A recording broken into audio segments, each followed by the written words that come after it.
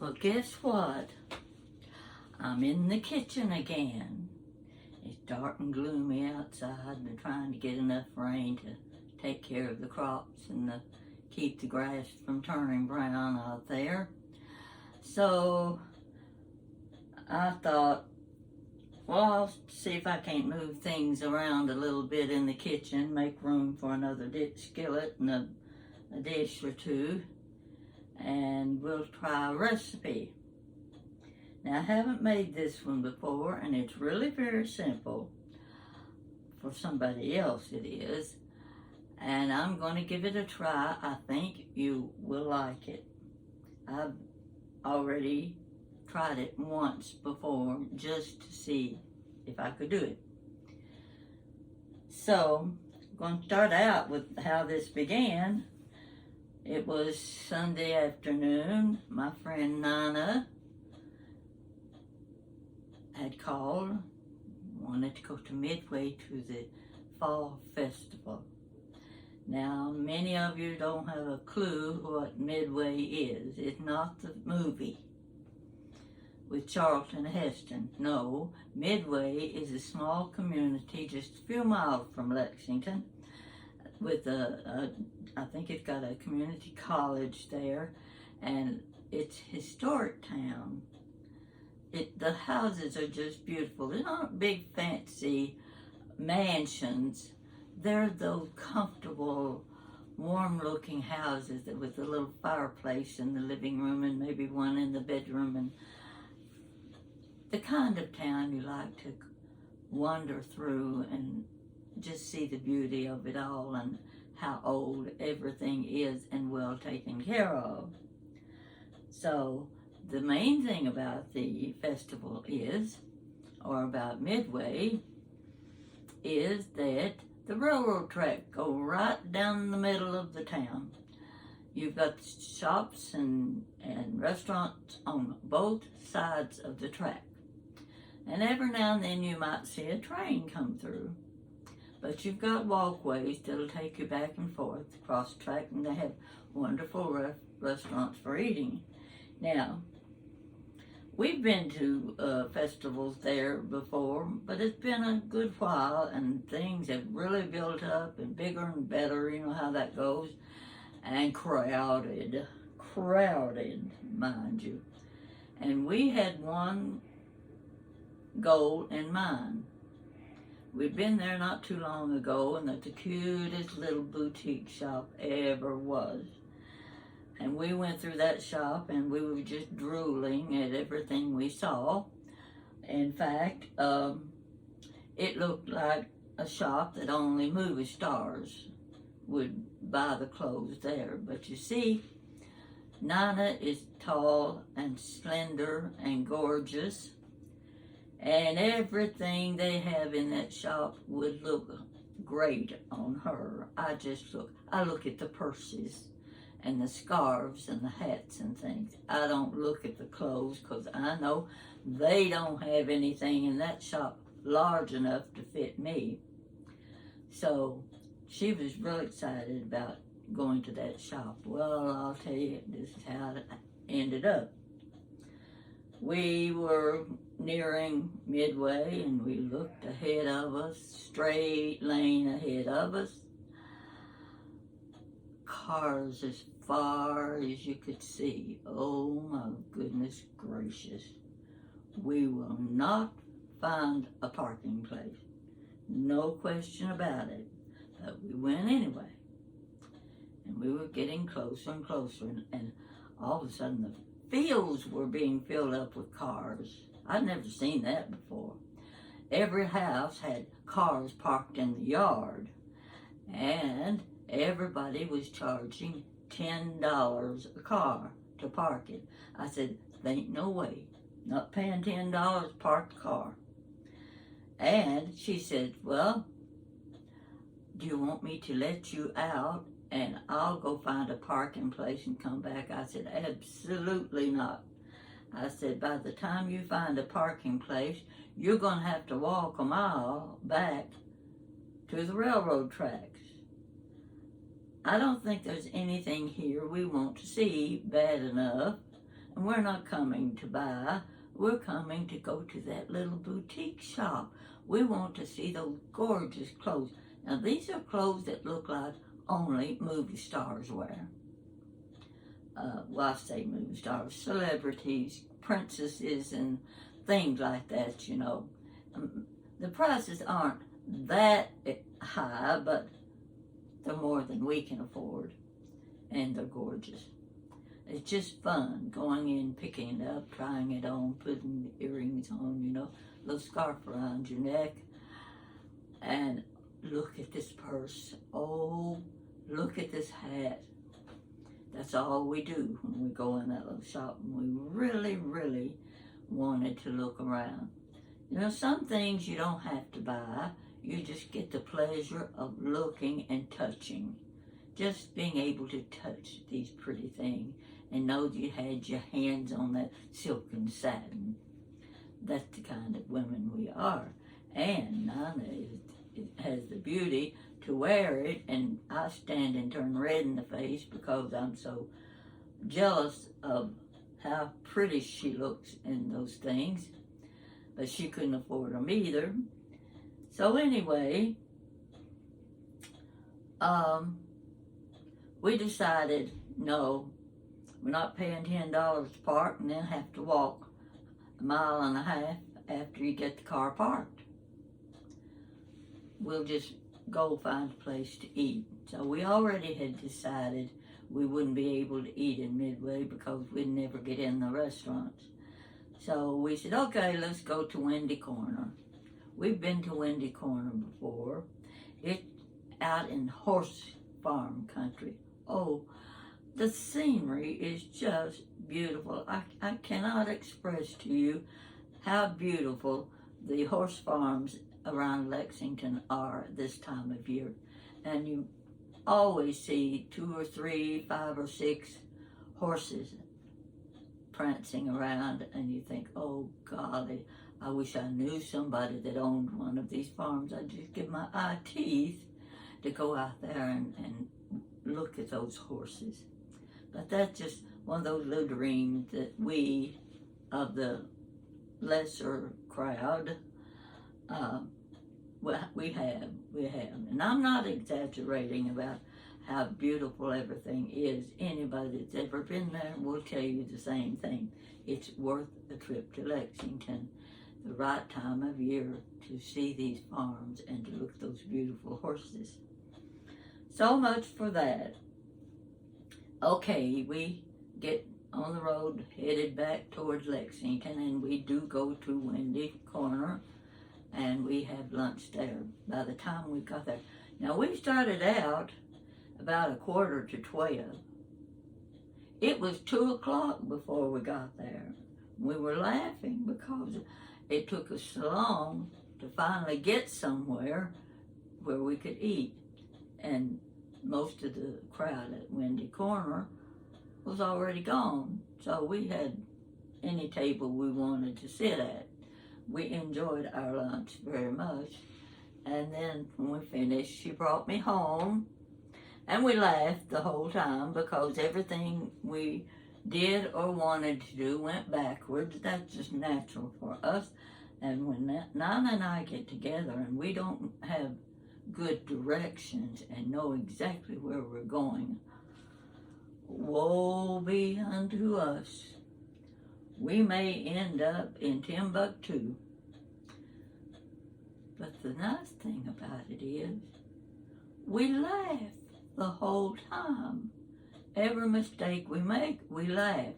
And we say, nobody else could do this as well as we do it. So we had a really nice afternoon, even though nothing went according to plan.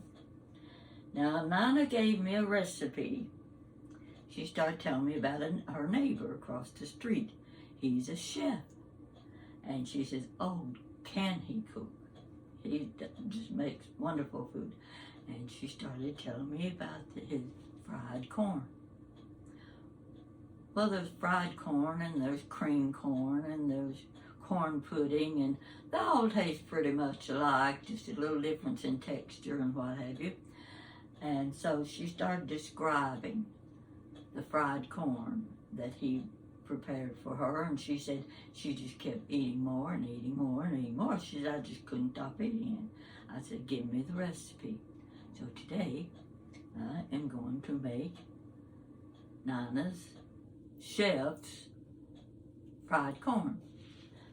But I may do a little bit different. I may differ in a little bit of it, but hopefully it won't harm the recipe any. So what I've done, I'm going to try to remember what she told me. She used 2 cans of whole kernel corn. I'm using 1. I've already taken the lid off. Oh golly, I need that lid. Get it back here. What I'm going to do is, first, I'm going to turn the camera a little bit. I think. Let's hope this works. Okay, let's see what happened. I've got my skillet here. Here's my can of whole kernel corn. I'm going to put this lid on it and pour the water off of the corn into the skillet. No corn, just the water.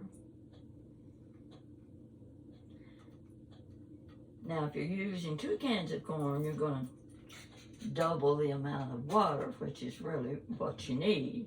But I'm just using 1. Going to let it drain a little more, get all the water.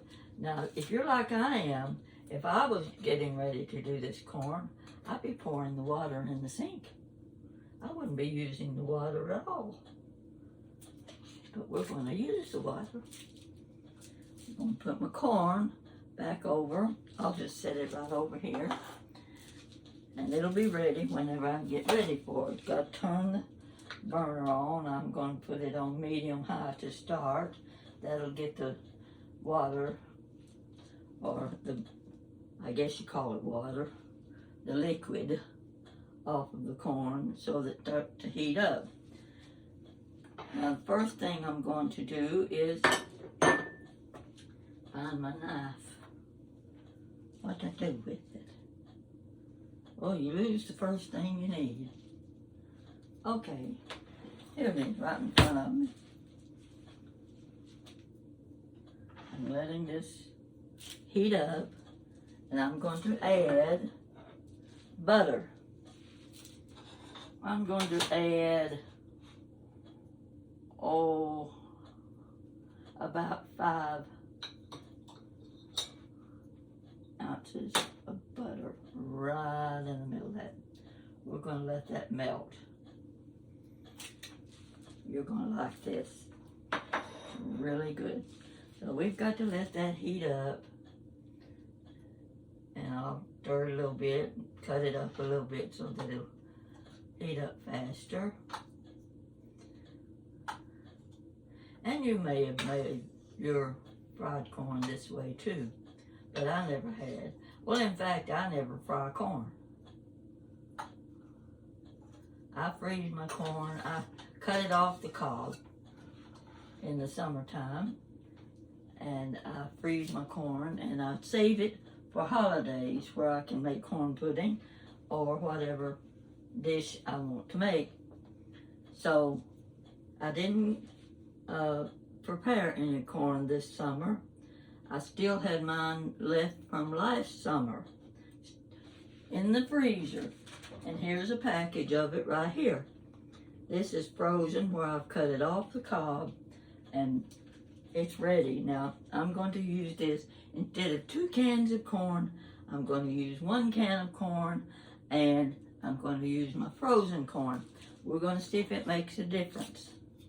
I'm hoping if it does, it's a good difference instead of a bad difference. So I'm going to stir this a little bit, get this going. It's going to have to cook a little while. While it's cooking, maybe I can come up with another story, but I can't think of anything good you'd want to hear. I'd have to do a little exaggerating if I came up with another story, because, you know, I only tell true stories. every now and then some of the true stories aren't worth listening to. That's when you do the exaggerating. Everybody does that. I've always noticed that anytime somebody's repeating the story that I've told them, I can see where they start telling extra things. I think, I never said that. But that's what we do, you know, when we repeat what somebody else said. So I've got to keep stirring this. And we have to let it cook down. I don't know how much, but I'll let you know when I think it's enough.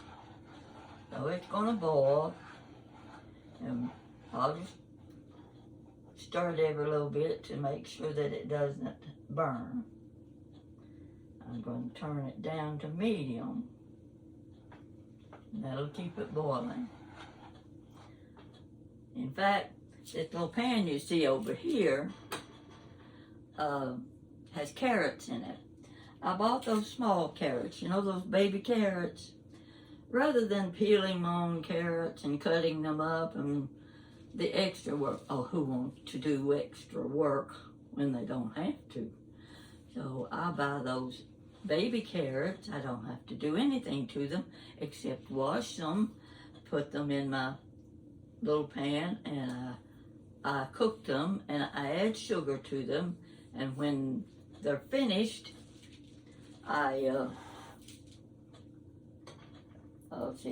when they're finished, I put some butter in, and I like my carrots to be sweet. So I decided carrots go good with corn, so that's not very many carrots. It looks like a lot when you take them out, and I told you this before. Those baby carrots I put in a jar, and I fill the jar with fresh water. Keep them in the refrigerator. They will keep much better that way than they will in a package. They don't get white and hairy looking. I don't like hairy looking carrots. So anyway, the carrots are done. I went ahead and cooked them because I knew if I tried to cook two things at the same time, one of them would burn. So the carrots are done. They're just waiting. Now I'm just going to wait here for this to cook. Yep. Just got to let it boil a little while so that it kind of starts getting a little bit syrupy looking. But I have to let the liquid cook down. I don't know what else I can tell you while I'm waiting. Look, oh, I just was trying to find the corn in my cabinet, and I came across this. Now, I don't know when I bought this, don't know why I bought it, but it's never been opened. And I know I haven't had it very long. It's called Lake, oh, not Lake, that's Jake and Amos bacon dressing. Have you ever had it before? I never have. Don't have a clue if it's good or not. But I know one thing. I know that bacon and corn go good together. So I'm going to add a little bit of this bacon grease to my liquid. We're going to see what happens. I'm going to get this right on top. Right on top. I may ruin it, but nobody will have to eat it except me. That little fatty grease in there. I hope it does make a difference so I can say I've got my own original fried corn recipe. I'm going to put another spoonful in because I think if you want good bacon taste, put more bacon grease in. So we're going to do that, but I don't want to overdo it. Okay. Get that out of the way. Put the lid back on my bacon grease. Now I may find some things to use this bacon grease for. I I know my mother saved all of her bacon grease. You just didn't cook if you didn't have a big cup or a bowl of bacon grease sitting on the stove. And this is boiling. I'll let it keep on boiling a little more. It's got to get kind of thick. Not too thick, just kind of thick. And I sure hope I like the bacon flavor. I'll let you know, I won't lie to you. Okay, I'm going to let it bubble a little bit more. And so, I had another can of Summer Crisp. But I didn't want to use my Summer Crisp. That's my favorite corn, or the LeSueur, the little white shoe peg corn. Oh, I've got a casserole recipe calls for this shoe peg corn. I haven't made it in years. One of these days, maybe I'll make that for you too. Because I don't think it's a real common recipe. And I haven't made it in a long time. So keep on stirring. Got my wooden spoons. I ordered these wooden spoons one time. I used to work with a man in Knoxville, Tennessee, and he would go to Gatlinburg and put on his overall and his beard and mustache, you know, get that good old Tennessee country look. But he was a, what do you call them when they're wood carvers? And he made the utensils out of wood. And he also made the cutting boards. I bought one of his cutting boards, real thick, and it was shaped like a pig. So I gave it to my sister for Christmas or something, I guess. I know she never used it, she hung it on the wall. It's a showpiece, so anyway, I don't know whatever happened to it. But I always wanted to use the wooden utensils, because all your good cooks use the wooden handled utensils. And I said, I'm tired of using all those old metal ones, those old ones like Mama used to have. I want some of these. And this spoon, look, see the shape of this spoon? It's round and flat. And it's just perfect. So I'm going to let this cook down just a little bit more. And then I'm going to add, what is it I'm going to add? Sugar. I can get my sugar ready.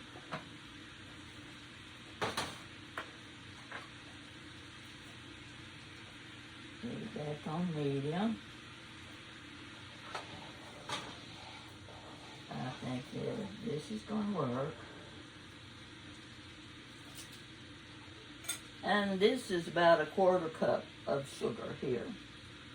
I don't know if I'll need more than that or not. I don't think so. Oh, come on. Yeah, I'm going to let it get damp over this skillet, and I won't be able to get it out of the jar. Did your mother ever have They used to put these on the tables in restaurants, didn't they? Okay, let's get this. By the time I get this out of this jar,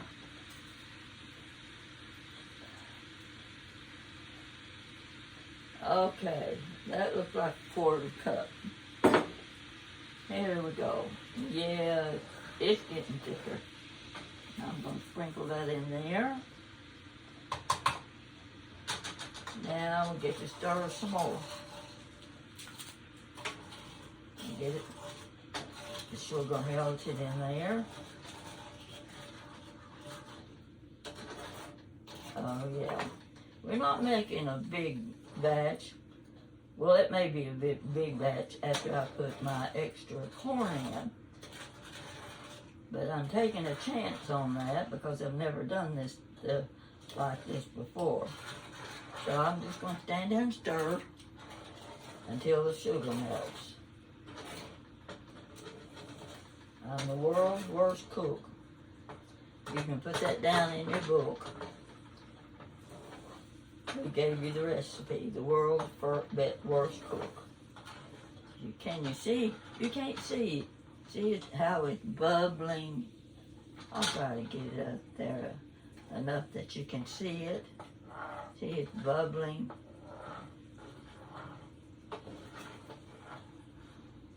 And it won't take but a minute or two. Now, here we go. Where's my corn? Oh, here it is. We're going to put this corn in here.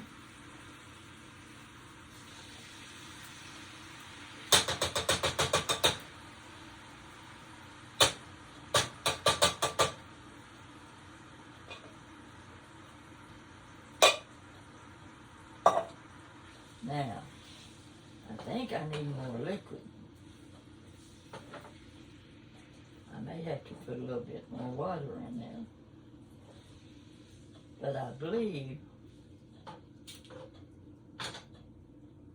if I use my fresh corn, it's got a lot of water in it. And we're going to take a chance on this. Keep in mind, I've never done this before.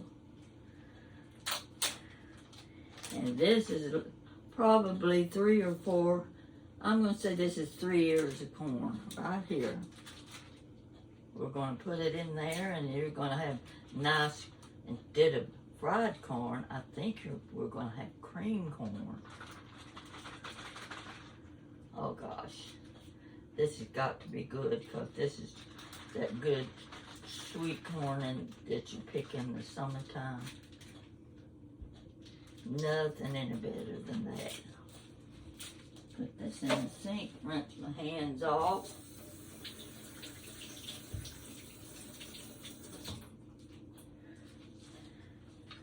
Have to think a minute or two if I'm doing things right. The corn, 2 different colors. But that doesn't matter once you get it all blended together. Oh gosh, this is going to be good. In fact, I may need to add a little bit more sugar. I'm not sure. But I'm going to turn it up so that we can get it to boiling again. Oh, Mama used to sit on the front porch, sit on the swing, and she'd have a bushel basket of corn. Back then, we had hickory king corn. Some of you young people probably haven't a clue what hickory king corn was like. Also, people called it hickory cane, but it was hickory king. Big kernels, and you had to pick it at a certain time. You had like 2 days that you had to pick that corn, or it would lose its flavor. It would get old, you know, taste old. Oh gosh, this skillet's gonna be full. And it's just gonna cook and cook. Let's see what that is right there. Little brown speck, okay. Let's just let it cook a little bit. I'll talk about Mama. She always had that bib apron on. Funny thing about the housewives, the homemakers back in those days, they all wore dresses. Well, that was the time period when women didn't wear slacks. It hadn't come into being until about the 1980s. Of course, in the 70s, you know, it's different. We're talking about high school girls. We're not talking about high school girls. We're talking about people like you and me. And Mama would have her bib apron on, sitting there. Well, she had a big bushel basket of corn between her legs. And she would shuck that corn and clean the silks off of it, and hot as blue blazes, sitting there and Of course, she wasn't in the sun. The porch was in the shade. And a neighbor would come along. They always seemed to come along when Mama was sitting on the front porch. I don't know why it was, but I don't know. I think the neighborhood ladies looked up to my mother because she was one of the older ones, and I've got to keep this stirring because I'm going to let it scorch if I'm not careful. So they would sit down in a chair and they'd grab an ear of corn and they'd start shucking the corn too.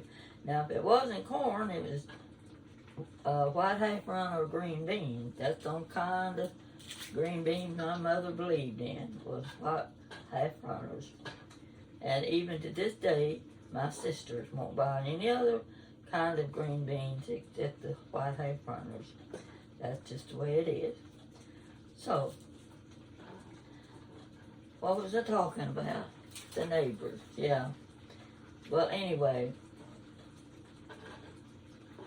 while she's doing the corn in the kitchen, she's baking the cornbread. Big skillet of cornbread. Nobody made better cornbread than Mama did. And I know that sounds like she did bragging. But you know what? That woman was cooking when she was 12 years old. She was cooking for her whole family. She raised all those kids, 9 kids. She knew how to cook. That's all there was to it. Simple country woman. Well, she wasn't a country woman, but it was a country style cooking. Gotta turn this down a little bit. I'm letting it cook too fast. It's looking good. Can you see it at all?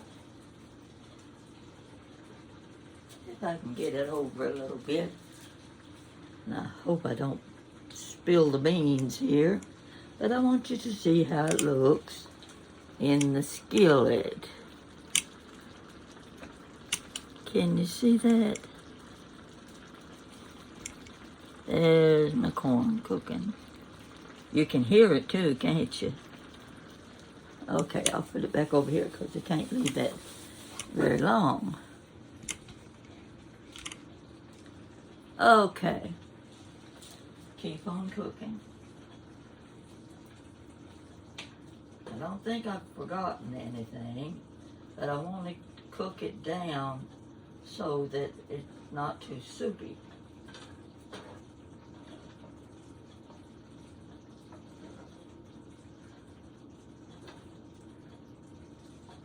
I'll tell you what I'm going to do.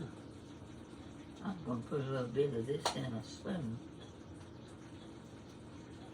And I'm going to let it cool a little bit. We're going to see how it tastes. I'll just leave it right there. And it's got to be good. But mainly what I'm testing it for is to see if it's got the right amount of sugar in it. And I've got a little bit of butter left too.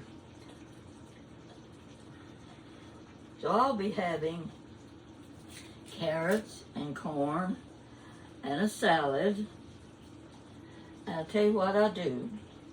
When I go to Kroger's, in their deli, you know, they'll mark the roasted chickens down, and they have a section where they have the fried chicken, the fried thighs. They've got pulled pork, what else? Barbecue chicken pieces, and they'll mark them down. They'll be about half price. Well, see, I don't need a whole chicken, so I've decided I'm wasting too much chicken when I buy the whole thing. I'm going to quit doing that. I'm just going to buy what's in the package. And those little barbecue chicken pieces, they're usually chicken thighs. Chicken thighs is the best part of your chicken. You know that already. I don't have to tell you that. And I buy that instead. So I've got some in the refrigerator, and all I have to do is I don't put it in the microwave, I put it in the oven, because the microwave doesn't leave you with the nice crisp crust. And I like that little crisp crust on my chicken. So, still cooking, still cooking. This is supposed to get kind of glaze on it. But I think because I used 2 different kinds of corn, makes a difference. We're going to see. I'm going to taste this corn and see what happens. Hope it don't burn my tongue.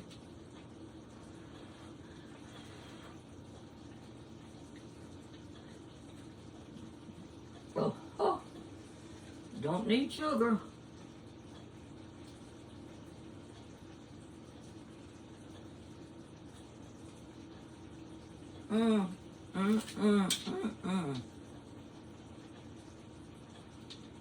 Couldn't done better. Oh gosh, it's so good.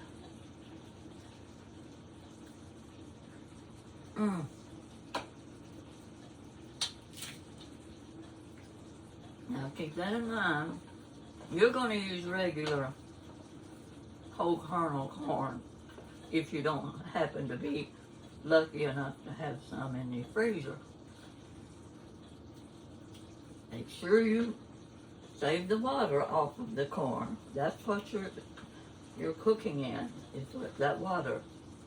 You're adding sugar to it and butter to it. And the next thing is, I won't forget this. She said use a lot of pepper. I'm going to see what happens. I'm not big on a lot of pepper. But I'll give it a little more than I would ordinarily use. Oh yeah, that's enough.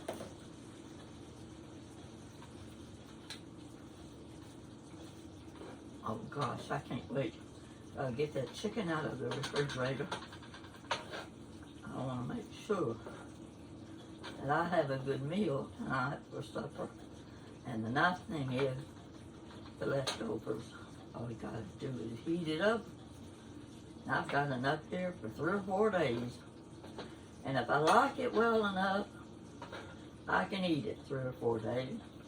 I'll turn it down to low, because I don't want it too soupy. Oh gosh, it is good, folks.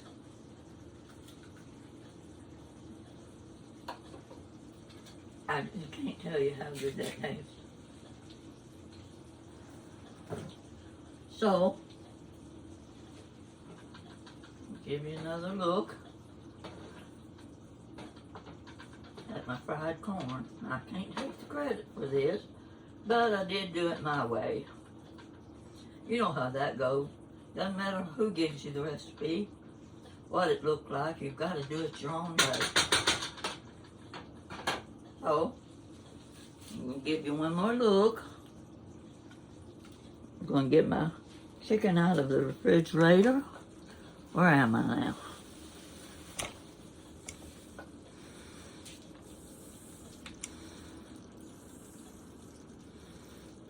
Yeah, that looked good. My little pan of carrots, they're not pretty, but they'll taste good. See there? That's those little baby carrots. The carrots are good for you.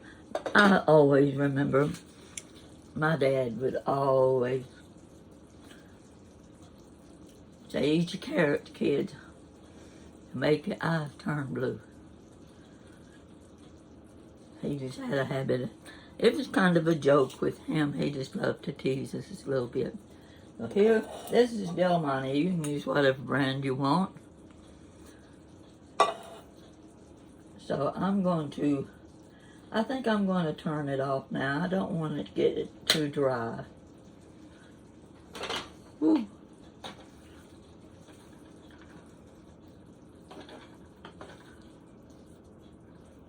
What do you think?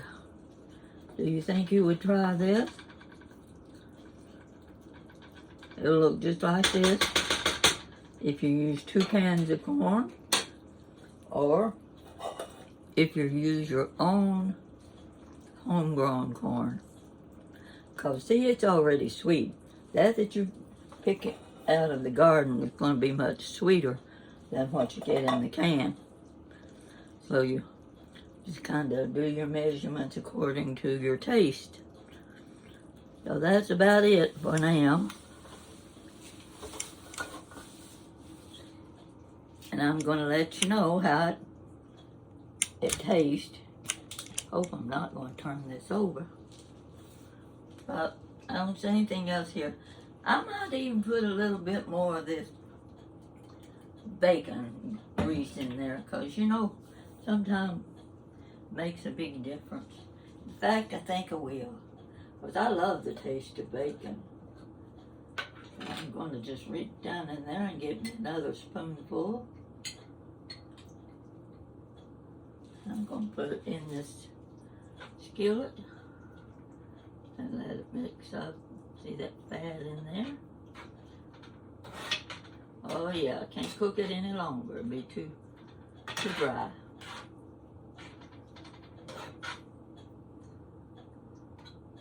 Yeah, just about. You have to be real careful, because you'll let your corn scorch. It doesn't take much to make it scorch either. So make sure you keep your spoon going all the time. So we're off with the corn, off with the carrots. I hope you've enjoyed my visit to the kitchen. I had to do a lot of cleaning up around the sink and around the stove to get rid of stuff. I buy too much when I go to the grocery. I buy crackers and more crackers and, ooh, you name it, I buy it. And then I throw it away. So, see my shirt? This is a Cracker Barrel shirt. We could get into a discussion about Cracker Barrel, couldn't we? But it's kind of died down lately. They aren't discussing it anymore. But I was with my sister in Corbin, and she buys all of her sweatshirts at Cracker Barrel. They are such good-looking shirts. So she had bought this one, and she already had about 6 of them. And I said, oh gosh, I really like that shirt. Well, she gave it to me. And the last time I was there, she was wearing one of those velour, oh gosh, it was such a good looking. It's made like a sweatshirt, but it was a real soft green, and I thought, oh, this is going to be such a nice shirt for winter. So when I got back home and was taking things out of the trunk of my car, there was that sweatshirt in the car. And I told her later, I said, I didn't discover it for a week. And I said, you didn't have to give me that. And I guess she figured she had so many already, she wouldn't even miss it. And I do plan to wear it a lot. You'll be seeing it when the weather gets a little cooler. So, Jan should be home from South Carolina, I think about Friday. They're fishing all that crappie and I call it crappie. I don't know what all they were. Crab. You know those crabs like this with those eyes that stick up? Blue crab. Isn't that the blue crab? I can't touch that stuff. I wouldn't dare eat it. But she's got 3 big freezers. And if there comes a drought, we won't have to worry about something to eat. We'll be eating fish and more fish. So I guess I better learn to like it. Thank you for watching me. I don't see anything else here that you need to look at. Yes, I do. One more thing. Look what I've got in this cup. Garlic. But I want to show you my little cup. Brandon, Florida made this for me. She took the pictures from Facebook. Take a look. See if I can get it without the glare. Oh, there you go. What do you think? Do we look like sisters? When Jan saw this picture right here of me, what's her name? I forgot. She said, Mom, you look just like her. So she found her picture and my picture and put them together. And friend in Florida, see what it says up here? You can, it's backwards. Come chat with me. The right saying. Don't you just love it though? My twin sister. Yeah. Her hair's curlier than mine though. Anyway, I just thought you'd like that little cup. And I didn't know she was going to do that, but I just really appreciated it when I saw it. I'm getting off now because I talk too long, I always do. And if you make the fried corn, let me know how you like it. If you cut your own corn, something tells me it'll be better than if it's just the canned corn. But you can't go wrong. Definitely can't go wrong. Now take a closer look at my shirt. Isn't that pretty? She's got good taste, hasn't she? Thank you for watching me. Bye-bye.